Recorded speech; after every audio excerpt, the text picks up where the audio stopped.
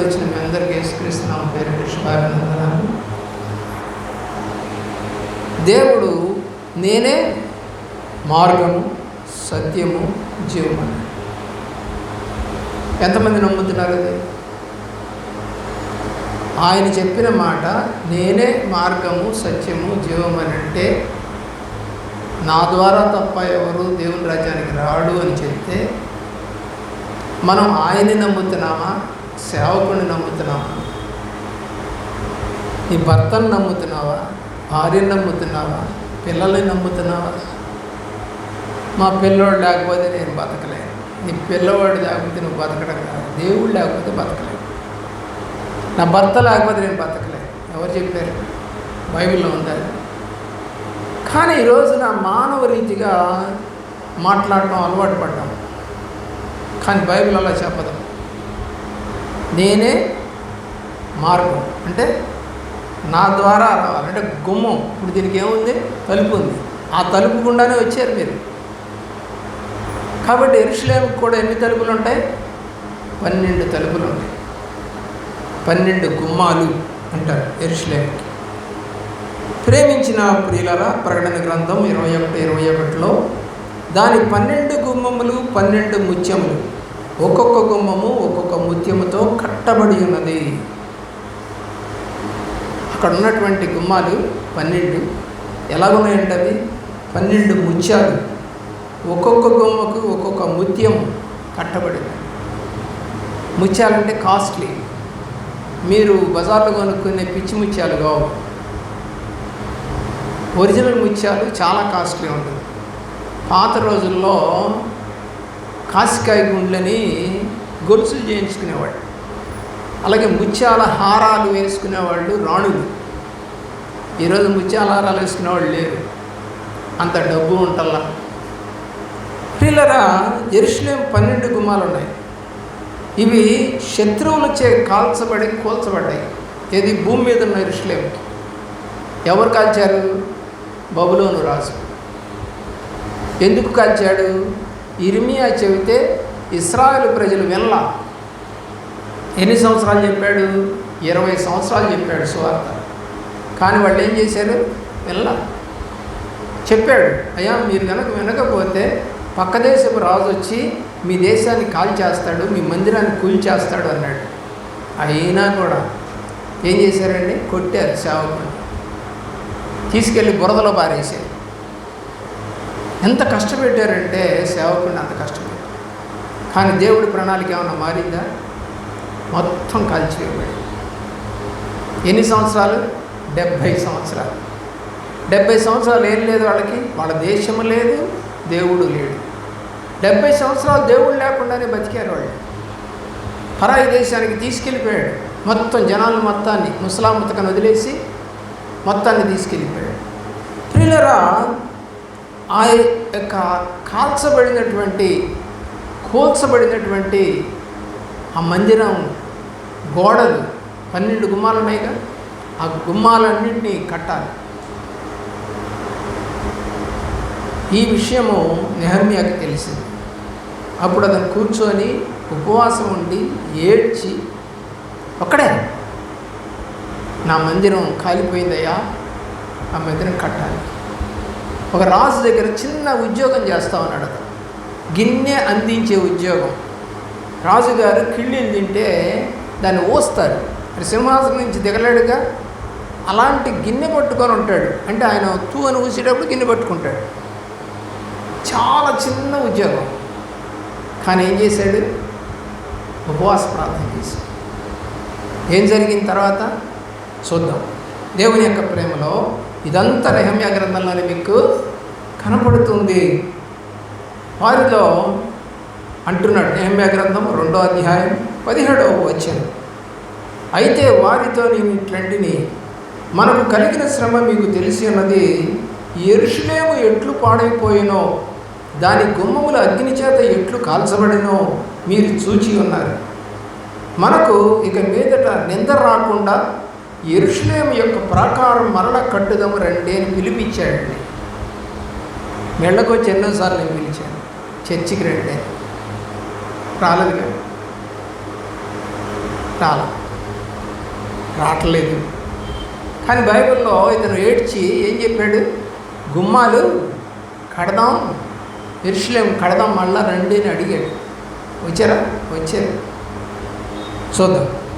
గుమ్మము అంటే దేవుని యొక్క ప్రేమలో మానవ జీవితం. నేటి దినాలలో అనేక కుటుంబాలు, సంఘాలు పడిపోయి కాల్చబడి విభజించబడతా ఉన్నాయనేది అందరికీ తెలుసు. విడిపోయిన కుటుంబాలు, సంఘాలు తిరిగి కట్టబడాలి. దేవుని యొక్క ప్రేమలో పడిపోయిన మన గుమ్మాలు కట్టడానికి యేసుక్రీస్తు వారు పరలోకం నుండి కిందకి దిగి వచ్చాడు. మనల్ని కట్టడానికి వచ్చాడు. కానీ ఇది ఎవరు గ్రహించటల్లా? ఈ లోకానికి వచ్చినటువంటి దేవుడు. యెషయా గ్రంథము 54వ అధ్యాయం 12వ వచనం, మాణిక్యములతో నీ కోట గుమ్మమును, సూర్యకాంతములతో నీ గుమ్మములను కట్టుదును. ఎలా కడతాడంటే దేవుడు మన మాణిక్యాలు అంటే ధనవంతులుగా చేస్తాను నేను. నేను దరిద్రుడిగా ఎందుకు వచ్చానంటే ఈ లోకానికి మిమ్మల్ని ధనవంతులు చేయడానికి. నా దారిద్ర్యం వల్ల మీరు ధనవంతులు కావాలని వచ్చానని దేవుడు చెప్పాడు. ఈ వాక్యం ఎవరికి అర్థం కాదు. మనం ధనవంతులు కావాలని ఆయన కోరుకుంటున్నాడు.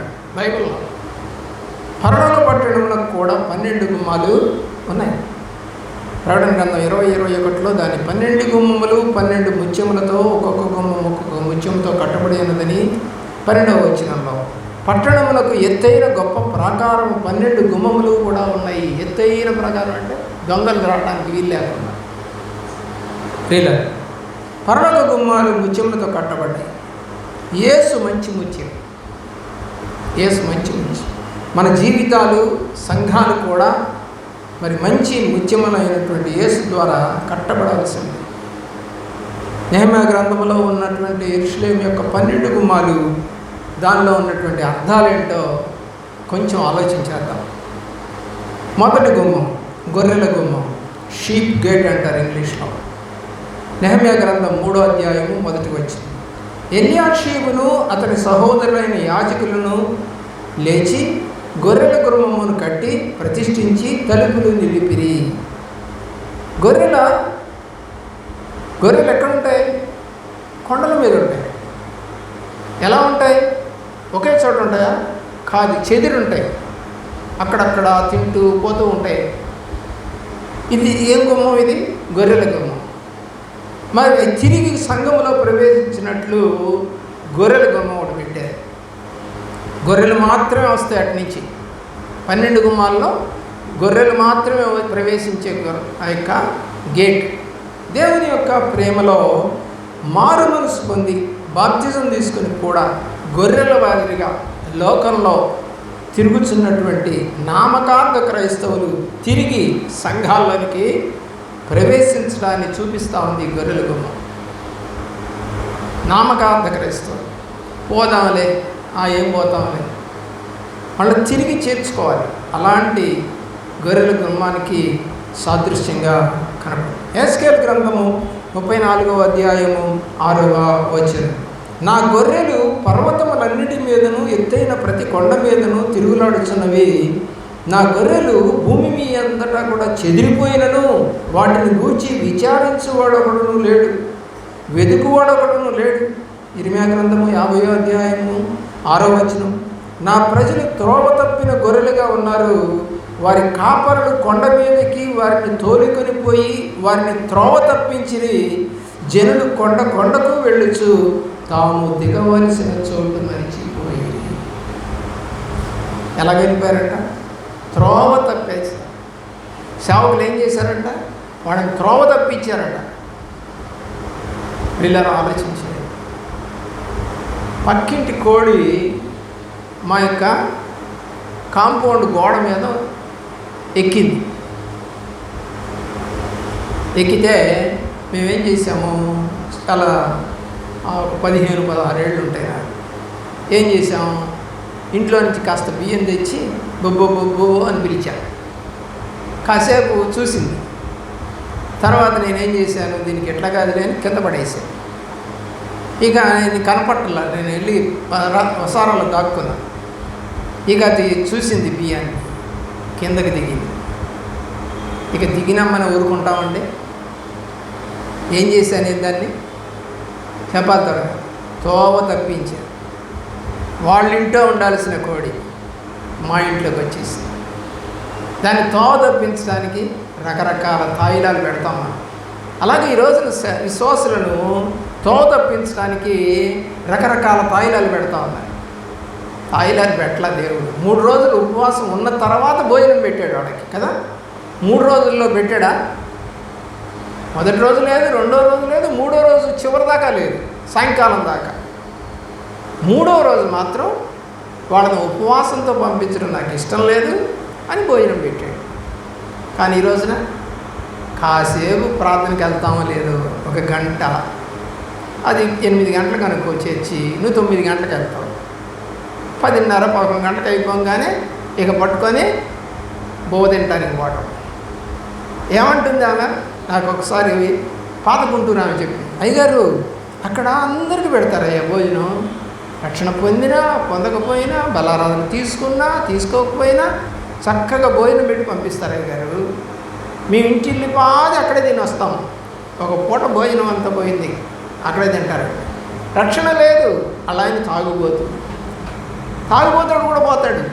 దేనికోసం? గోవు కోసం. ఈ రోజున ఏం చేస్తున్నారు చెప్పండి? దారి తప్పిస్తూ ఉన్నారు. సేవకులే దారి తప్పించేస్తా ఉన్నారు. మా సంఘానికి లక్షల మంది వచ్చారు. దాంట్లో ఎంతమంది రక్షణ పొందింది? బలారాధన ఎంతమంది తీసుకుంటున్నారు? వాక్యం ఎంతమందికి తెలుసు? ప్రార్థన ఎంతమంది చేస్తారు? గొర్రెల వలె తప్పిపోయి వాళ్ళ ఇష్టం. రెండవది మత్స్యపు గుమ్మం, ఫిష్ గేట్ అంటారు. నెహెమ్యా గ్రంథం 3వ అధ్యాయం 3వ వచనం. మత్స్యపు గుమ్మమును హస్సేనాయ వంశస్థులు కట్టిరి, మరియు వారు దానికి దూలములను ఎత్తి తలుపులు నిలిపి తాళములను గడియలను అమర్చిరి. ఈ 12 గుమ్మాలు 12 గోత్రాల వాళ్ళు కట్టారండి. ఒక్కొక్క గుమ్మం ఒక గోత్రమే. ఇదొక గోత్రం. ఇందాక చెప్పిన గొర్రెల గుమ్మం ఒక గోత్రం. మత్స్యములు అనగా చేపలు, అవి నూతన ఆత్మలకు సాదృశ్యం. ఫ్రెష్ చేపకు తినాలని అనిపిస్తుందా? మన ఇంట్లో చచ్చిన చేప తినాలనిపిస్తుందా? కదా. ఫ్రెష్ అంటే బతికొన్న చేప తినాలనిపిస్తుంది కదా. కాబట్టి సంఘానికి కూడా ఎవరు కావాలి? కొత్త ఆత్మలు కావాలి. సంఘానికి కొత్త ఆత్మలు కావాలి. నూతన ఆత్మల కొరకు ప్రయత్నించాలి. అందుకొరకు ప్రతి సంఘము మత్స్యపు గుమ్మము కట్టవలసి ఉన్నది. మార్క్స్ వార్త 1వ అధ్యాయం 17వ వచనం. యేసు నా వెంబడి రండి, నేను మిమ్మల్ని మనుషులను పట్టు జాలరుగా చేస్తానని చేపలు పట్టుకుంటున్నాడు. పిలుచుకొచ్చాయి. ఇంటికి వచ్చి పిలిచినా కూడా రావట్లే. ఈరోజు అమ్మ కాసేపు 1 గంట కూర్చొని పోయినా వస్తాంలే, ఖాళీ ఉంటే వస్తాంలే. అప్పటికే అమ్మగారులు టీవీలు చూస్తూ ఏమండి మంచాల మీద కూర్చొని నెగడదాన్ని కూర్చొని ఏదో వండుకున్నది తింటూ వస్తాలే అన్నవాళ్ళే ఇక్కడ వచ్చిన వాళ్ళంతా. నాతో కాళ్ళు బారజాపి లెగవకుండా గుమ్మానికి, అంటే టీవీ ఇటు ఉంటుంది, అటు తలకాయ పెడుతుంది, కాళ్ళు ఇటువైపు ఉంటాయి. గుమ్మంలోకి వస్తే మాకేం కనపడతాయి? కాళ్ళే.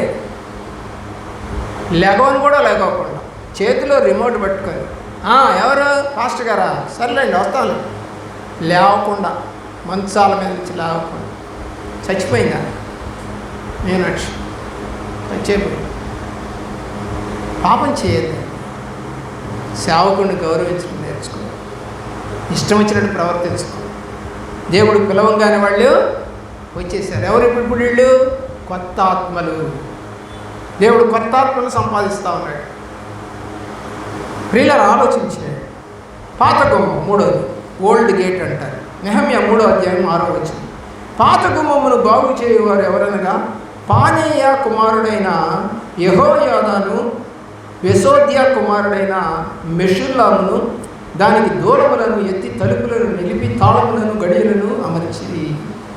పాత గుమ్మము అంటే దేవుని యొక్క ప్రేమలో మన ప్రాథమిక స్థితి. అంటే మనము దేవుణ్ణి ఎరగకుండా ఉన్నప్పుడున్న స్థితి, రక్షణ పొందకుండా ఉన్నప్పుడున్న స్థితి, దాన్ని పాత అన్నారు. అంటే రక్షణ పొందక ముందు ఉన్నటువంటి స్థితిని పాత స్థితి పాత గుమ్మం. క్రియలరా, మొదటి స్థితిని గమనించుకోవాలి మనం. నేను ఎలా ఉన్నాను ప్రభు దగ్గరికి రాకముందు? తిట్టుబోతుగా, తాగుబోతుగా, అరిచేదానిగా, కొట్లాడేదానిగా, బూతులు మాట్లాడే వ్యక్తిగా, అసహ్యంగా ఉన్నాను. కానీ ఇప్పుడు పాత స్థితిని జ్ఞాపకం చేసుకో. దేవుడి స్థితిని మార్చగలడు. ప్రియులారా, అది తిరిగి కట్టబడాలి. ప్రకటన గ్రంథము 2వ అధ్యాయం 4వ వచనం. ఆయనను మొదట నీకుండిన ప్రేమను నీవు వదిలితివి, నేను నీ మీద తప్పు ఒకటి మోపవలసి ఉన్నది అని దేవుడు చెప్తాడు. మొదటి స్థితిని మర్చిపోయావు. డబ్బు వస్తేనంట గర్వం పెరుగుతుంది. ఇక కింద లెక్క చేయడం. మా దగ్గర ఒక పని పిల్ల ఉండేది. ఆ పని పిల్లకి వివాహం అయింది. అతను కాస్త డబ్బు ఉన్నతను. అయితే ఆ డబ్బు ఉన్నటువంటి స్థితి ఏంటంటే అతను కుంటివాడు అంటే నడవలేకేం కాదు, సంథింగ్ హ్యాండిక్యాప్డ్, అంటే కొంచెం అట్లా నడుస్తాడనమాట. ఎవరు చేసుకోవట్లేదని ఆ పిల్లని చేసుకున్నాడు. ఈ పిల్ల కూడా చిన్నపిల్ల. పెళ్ళైన తర్వాత వాళ్ళకున్న పొలము, వాళ్ళకున్న ఇల్లు, అతను ఏదో కూడా పని చేస్తూ ఉంటాడు. ఆ డబ్బులు అన్నీ చూసి వాళ్ళు ఉన్నటువంటి వాళ్ళకి ఇల్లు కూడా లేదు ఇక్కడ. వీళ్ళకి తెలుసులేదు, రష్యన్ వాళ్ళకి తెలుసు, ఇల్లు కూడా లేదు. అయితే ఏందమ్మాయి రావట్లేదు అని ఎప్పుడు అడిగారట వాళ్ళు. అడిగితే అక్కడికా ఛీ ఏముంది అక్కడ, గలీజ్ అన్నాడు. మరి 2 ఏళ్ళు 3 ఏళ్ళు అయిందో లేదో పెళ్ళి, నీకు నీ ఉన్న స్థితి, నువ్వు పనిచేసిన ఇల్లు, నీ పాచి పని అన్నీ మర్చిపోయావు. గర్వం చాలామందికి ఉంది అది. కానీ మాకు డబ్బులు వచ్చినాయి కానీ మేము గర్వపడాలి. దేవుడి పని ఇంటింటికి తిరిగి సేవ చేసి, అడుక్కునేవాడు తిరిగినట్టుగా తిరిగి. వీళ్ళందరూ ఏమైనా డబ్బులు ఉన్నాడు కదా, అంతా అద్దెకున్నోళ్ళే. ఇక్కడ ఉన్నాడు చాలామంది. అద్దెకున్నోళ్ళ ఇంటి దగ్గరికి వెళ్ళినా కూడా వాళ్ళు ఎంత గర్వంగా మాట్లాడేవారు. అయినా కూడా తగ్గించుకున్నాం. ఏం తక్కువ లేదు మాకు. చదువు లేదా, ఉద్యోగం లేదా, ఆస్తి లేదా, కాలు మీద కాలేసుకొని కూర్చోవచ్చు. ఎందుకు తిరగాలి? ఇళ్ళమ్మటి, గుడిసెలమ్మటి, రేకులు షెడ్లమ్మటి ఎందుకు తిరగాలంటే దేవుడు ప్రేమ, కనికరించమంటున్నాడు. పిల్లలు, ఈ పాత గుమ్మం 2వ అధ్యాయం ప్రకటన గ్రంథం 5వ వచనం.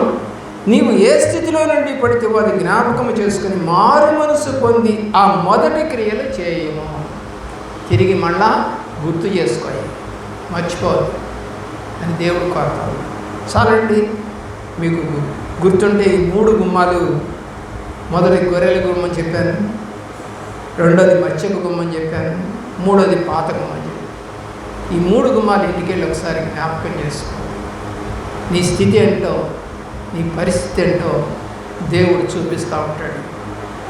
దేవుడు నిన్ను గనక ప్రభువులో తన మార్గంలో నడిపిస్తే అంతకన్నా ఉత్తమమైన మార్గం ఇంకొకటి లేదు ఈ లోకంలో.